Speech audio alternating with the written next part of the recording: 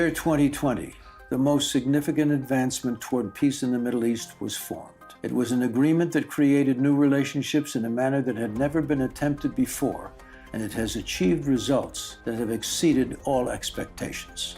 And chances are you've never even heard of it. In this very special presentation, I'm going to take you through the history of the land of Israel, culminating in one of the most significant steps forward in the history of Israel's statehood. And I'm going to sit down with the president who made it happen.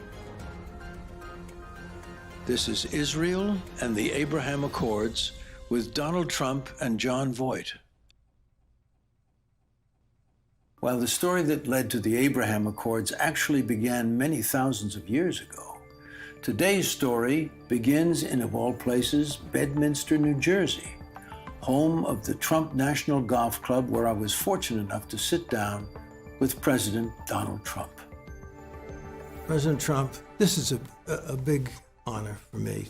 And I have to say right away, people assume, because of some of the stances I've taken, that we're friends, and we're close friends, and that we speak often, you know. And I say, well, I don't see him that much, but I'm deeply grateful for you. And so I'm really honored. And I took this, this is so that you think I'm a journalist, you see what I mean? I'm an actor, so I have a problem. Right. And you're also a very talented person. I think a truly great actor. That's why we honored you at the White House with the highest achievement, and you deserve it. That was one of the most fun pictures I have. Is I heard the music for Midnight Cowboy, the way you had introduced me, and it went on, and I said, I better get up and do something. And I got up and I started doing a little dance move. Right. And I have a picture of you laughing when I did that. And that's one of my favorite pictures. Yeah, that was, well, it was also one of my favorite movies, along with other of your movies, as you know. But no, I just very much appreciate your expression. Thank you very much. Great. What I wanted to speak to you about was something that that we started at JLTV. My partner, Stephen Paul, said, what should we do, John, with JLTV? And I said, why don't you tell the story of the land of Israel? And we made a TV show called The Land of Israel, God's Story. We told the story of the land of Israel from the actual places that it happened. To me, this story is so extraordinary. It's God's gift to humankind. God says to this man, Abraham, 3,800 years ago, when Abraham was 75 years old, he said, I want you to go away from your home, away from your father's home, to a land I will show you, and I will make you a great nation. I will bless you, and those who bless you I will bless, and those who curse you I will curse, and through you, you will be a blessing to all the families on earth. And this was God's beginning of saying, here's how we'll help the human race get on track, going toward this land we will establish. And we know quickly what happened. Abraham was told when he went to Canaan, which was Israel, your son Isaac, and then Jacob, these will be the base of this land that I'm going to give you. Your people will eventually be a multitude of people, and 400 years from now, they're going to be slaves in Egypt. I will come and get them, and I will prepare them and bring them to the land, this land that you're on. And then we will begin to develop this land toward righteousness. And we know what happened. They went to the land, and unfortunately, these people turned their back on God's statutes. And God said, if you do this, through the prophets, he said this, you're going to be taken from this land. Horrors are going to take place for you because this is what you've done.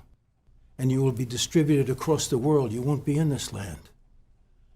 And then each prophet said, one after the other, I will gather them from the nations that they've been sent into, and there will be a remnant that will come back, and we will come back to this land. And then I will be your God, and you will be my people. There are people in the world who think that the Bible is nothing more than a story. But I would ask them, if that's so, then why did history play out exactly as the prophets foretold 3,000 years ago? The Jews were exiled from Israel and spread to all corners of the world, to Australia, to Manchuria, everywhere, every continent. After nearly 2,000 years of exile, the prophecy for the Jews' return began to take shape. As it was written in the Bible, the land of Israel ran from Dan to Beersheba. From the years 1517 to 1917, this area had become part of the Ottoman Empire. At the beginning of World War I, the Sultan of the Ottoman Empire, Mehmed V, chose to join forces with the Central Powers, Germany, Austria-Hungary, and Bulgaria, against the Allies in World War I, a tactical decision that led to his empire's demise. As part of the ceasefire and surrender agreement, the Allied countries were awarded mandates over the colonies of the Central Powers in hopes of ensuring that the Great War could never happen again. Palestine was placed under the mandate of the British. Shortly after taking control of the region, British Foreign Secretary Arthur Balfour began to circulate a memorandum that became known as the Balfour Declaration, which expressed support for the, quote, establishment in Palestine of a national home for the Jewish people. This became accepted by the British government and the League of Nations. However, Arab nations, who were reluctant to see the creation of a Jewish state in the region, quickly began to place tremendous pressure on the British Parliament. In time, it succumbed to the pressure, and it soon became clear that a Jewish homeland would never be realized under the British mandate. It would remain in limbo until 1948, when Britain turned over the control of Palestine to the United Nations, who partitioned it into two separate countries, one of which would become the Jewish homeland. While this fell far short of the promise of what the Almighty had intended for them, they accepted this as a necessary first step. On May 14, 1948, the Jewish residents of Palestine declared independence over the land that had been allotted to them, restoring it to its rightful name, Israel. The Arab League, believing that the Jews would easily be defeated, launched an illegal, unprovoked war to gain control of the Israeli partition. Despite a refusal by the West to support Israel in this assault, the Arab forces miraculously fell to the Israeli militias, known then as Haganah. They would become the foundation for the Israeli Defense Force. In the process of defending their newly formed country, the Israelis gained control over 78% of the land originally promised by the League of Nations. When we come back, more on the history that led up to the signing of the most significant step toward peace in this century.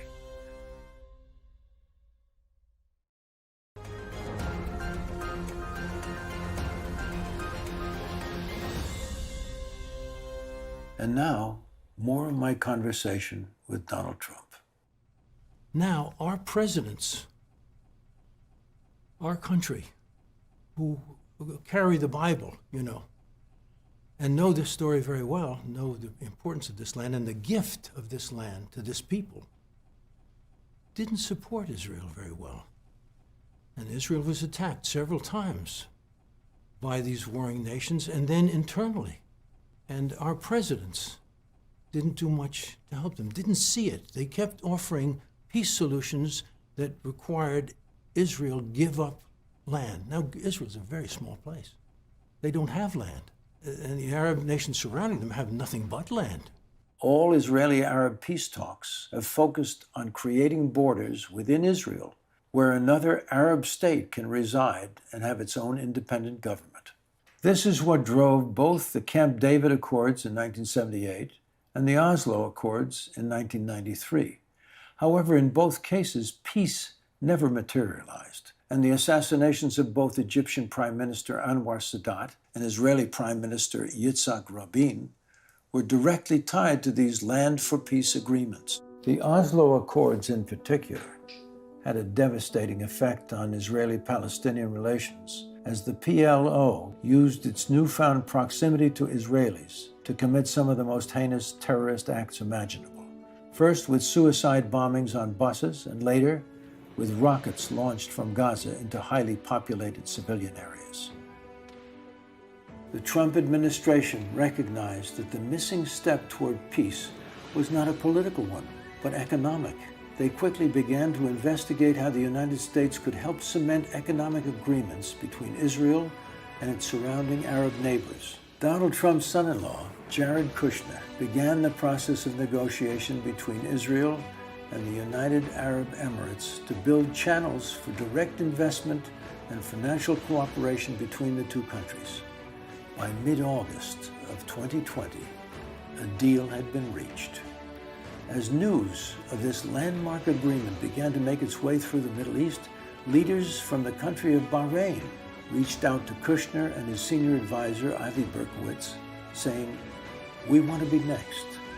We just finished a very exciting 2 days here in Bahrain where we had the Peace to Prosperity workshop. We had over 20 countries participate and 350 business leaders from throughout the world. This is a very important blueprint for the future of the Palestinian people and hopefully a step in the direction of making this a safer, more prosperous region with tremendous opportunity for all the people.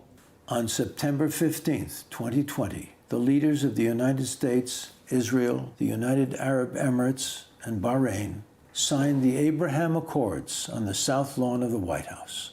Abraham, as many of you know, was the father of all three great faiths. He's referred to as Abraham in the Christian faith, Ibrahim in the Muslim faith, and Avraham in the Jewish faith. And no person better symbolizes the potential for unity among all these three great faiths than Abraham, and that's why this accord has been given that name. I wanted it to be called the Donald J. Trump Accord, but I didn't think the press would understand that, so I didn't do that. This day is a pivot of history. It heralds a new dawn of peace. I stand here today to extend a hand of peace and receive a hand of peace. The declaration supporting peace between the Kingdom of Bahrain and the State of Israel is an historic step on the road to genuine and lasting peace. We are already discussing this with other nations, very powerful, very good nations, and people that want to see peace in the Middle East. Shortly thereafter, Sudan, Morocco, Oman, and Jordan formally signed the accords as well, clearing a host of new economic ties in this region. The accords have pumped billions of dollars into the economies of all the countries involved. And when I became president, and even before I became president, I spoke very favorably about Israel. Golan Heights, as an example. The Golan Heights were yet another attempt by the Israelis to trade land for peace. The Israelis captured the Golan Heights from Syria during the Six-Day War in 1967. After a ceasefire had been called between Israel, Egypt, Jordan, and Syria, the Israeli Knesset was prepared to return the Golan Heights to the Syrians in exchange for peace. This offer was quickly rejected when Syria signed on to the Khartoum Resolution at the end of the 1967 Arab League Summit. The resolution became known in Arab circles as the Three No's. No peace with Israel, no recognition of Israel, no negotiations with Israel. As such, both Israel and Syria continued to lay claim to the land. On December 14, 1981, Israel passed the Golan Heights Law, extending Israel's laws, jurisdiction, and administration to the Golan Heights. Israel's sovereignty over the land had not been recognized by any other country until the Trump administration changed the U.S. position to assert that the Golan Heights were part of the state of Israel. When we come back, more of my conversation with Donald Trump.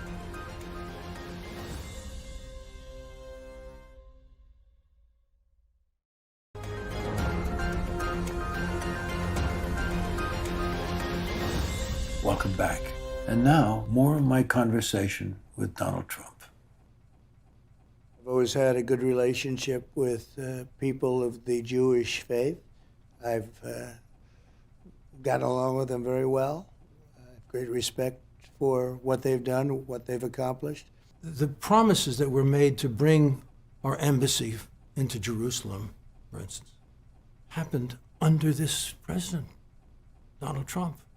Jerusalem is recognized as the capital of Israel by nearly every country, including the United States. However, as the hopes for peace hinged on the belief that the eventual Palestinian state would have its capital in the eastern part of Jerusalem, the United States Israeli embassy was instead built in the city of Tel Aviv. so as not to offend the Arabs. In 1995, Congress adopted the Jerusalem Embassy Act, which urged the State Department to move its embassy to Israel's rightful capital. This law, however, was never enacted by any president prior to 2020, when President Trump began the process of moving the U.S. Embassy to its rightful Israeli home. Exactly 70 years ago, the United States, under President Harry Truman, became the first nation to recognize the State of Israel. Today, we officially opened the United States Embassy in Jerusalem. While it was expected that this might cause a stir in the Arab world, no harm came from it, which leads one to question, are we near a time of great peace? I believe that there's going to be a turnaround. Is that hope, or is that from your instinct? Why do you believe that? I mean, if some very big things don't happen very quickly, there can't be a turnaround. I agree. People say to me all the time, will Donald Trump run? I said, certainly will run, but we can't wait too long. And I wanted to just say something about this gentleman. Just in this place we're at Trump International in New Jersey, and it's a wonderful, wonderful place, great golf course. I'm from the other coast, Palos Verdes, and you have a wonderful golf course there, which I visited. And they tell a story. You went into the place and you check on the place, and whenever you come to anywhere, everybody says, he knows everyone who works in every one of his facilities. Now, I know you have places all over the country. You went into the place and said, is Sally so-and-so working here today? You went in and said, oh, yeah, have her come see me. And you went to one of the offices. And she came in and you said, I hear you're having a little bit of a difficulty. And she said, well, I have some cancer issues. And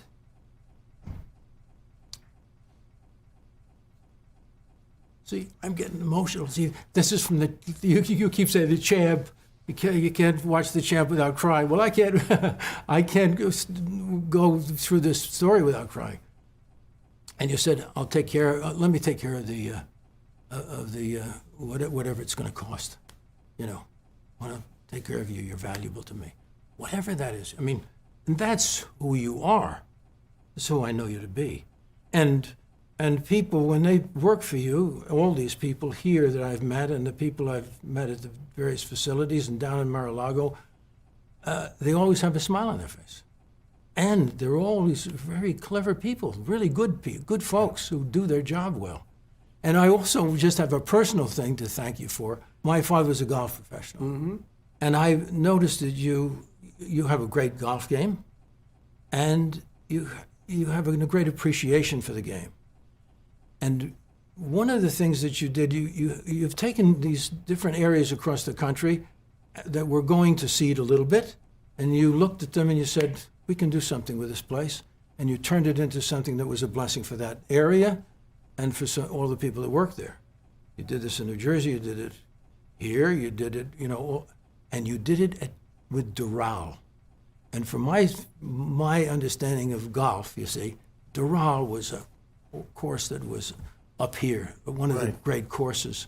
It was no longer in the picture for the big tournaments because it would have to be adjusted to the longer game, the different, the ball speed and all of this stuff that it had to be, approached and changed.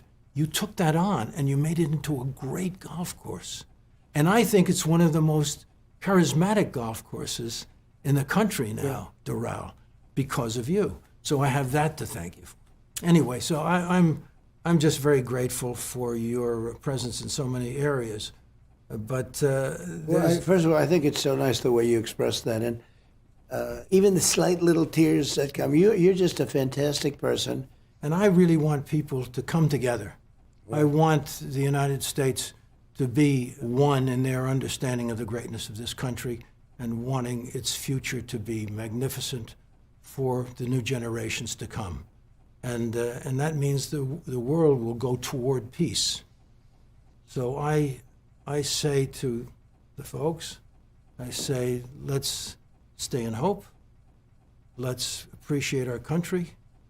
and let's appreciate those who are capable of turning the tide and bringing us back to the greatness that we were given by our founding fathers. So, Well, I want to thank you, and we love the country. The country's in trouble. It's got to be solved fairly quickly. Yes. There is no choice but to solve the problem, but it's a big problem. It's a big problem, and I hope it continues forward, and we love Israel, and we hope everything's going to be okay. sure. A lot of good moves have to be made, or it's not going to be okay, and we say God bless you and good luck. John, thank you very much. I appreciate it. Thank you very much for this time, Mr. President. I hope it's worthy of you. Oh, no, this is bless. excellent. Very good. Very good. Thank you, John. John has a new career. John is the greatest. I didn't have to do too much talking. He's the greatest. No, you were great. He's passionate. He loves you. What's your head, John? He can talk about you for days. Let's Did you guys want to stay for dinner? Did you want to? Why don't you? They have great food. Can we get a table set up for you? Do you want to? Are they set? I'll Upstairs. Get them set. I'll get them set. Will you take care of that?